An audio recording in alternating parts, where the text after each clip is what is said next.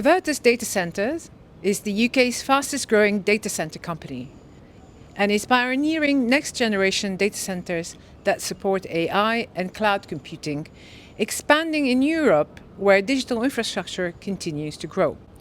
With us today, we're very lucky to have Christina Mertens, the Vice President of Business Development, EMEA. Hello to Let's Talk Tech, Christina. Hello, Lina. Pleasure to be here.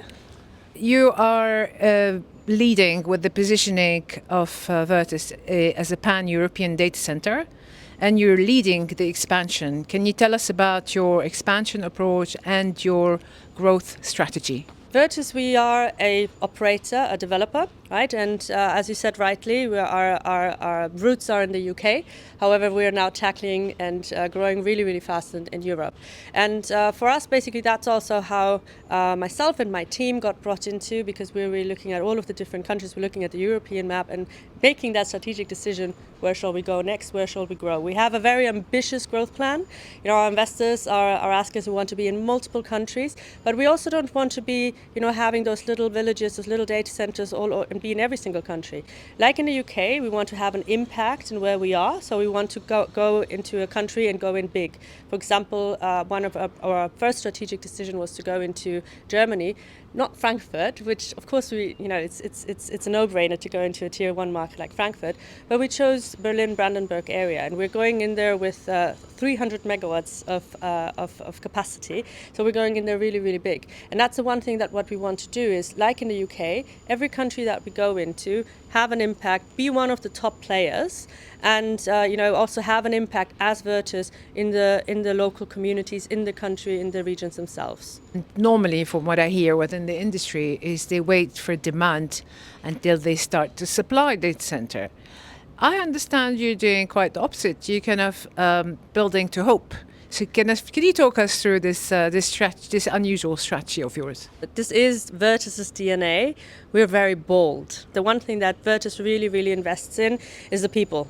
Right, so really we try to get the experts of the markets to really understand and have that intel of entrusting them, where shall we go next, etc., and not just wait for the customer to tell us where to go, but to take these strategic decisions and be bold enough to build speculatively. Because ultimately, as a customer, if you want to go there and have a partner, you need the partner to already be there. Right? You need the co-location provider, the operator, to know the region, to already be ahead, because time to market is so important. So you cannot wait for that signal. You have to be upfront. It's a bit like looking at a crystal ball, right? Where do we go? Especially if it is not a tier 1 market. It's literally investing in the right people and trusting their gut feeling. We have almost over a century of experience. If you look at the management team of VIRTUS, with working with customers, working in the data center industry among different countries, many European countries. So if we take all of those people's knowledge, experience, and we put that all together and we put a strategy together, even though we might not have the customer demand in that moment, we have a conglomeration of gut feelings that are telling us this is the right strategy, this is the right place to go. I know you also look at a lot of figures because you have to convince your investors. So can you talk us through what you tend to look at when you're making this huge decision to build these AI data centers? We don't only look at AI, right? I think AI is an important part of the strategy, and everything is a new technology coming in. But of course, our bread and butter is still the cloud, right? But then there's also new products that we look into, like for example sovereign clouds, and definitely opening up for new regions. Well, we really start very, very simple, by the book, looking at the different countries, topologies, the region, the government, really making kind of you would call it like a very, very intense research, helping, with the help of third parties, but also from our own intel, and creating a big strategy paper on why would you invest in such a country, right? So we start with that. Then when we have down selected our 2 to 3 markets that we find very, very interesting, that's when we really start going into looking for looking for land, looking for power, and going into those details as well. And then with that triangulation of data points, that's when we also start then going into, well, what do we hear in the market, right? What are all the different things? So it's literally putting together an entire business case around a country in an area, and then down selecting on, let's say we've identified the country, we've identified the area, the city, and then now really let's go deep and be like, what is the golden nugget in that area where we really want to go? And it's work that it takes several months. What made you end up in this business? Actually, it was a broken coffee machine. No, and it is. I literally, when I started at AWS, I did not know anything about the cloud. I didn't even know what AWS really was. That's where I started my career in data centers. But it was literally a broken coffee machine that got the attention by me repairing it from the right person that got me opening, going into this business. It was the right moment at the right time. And I'm not an engineer.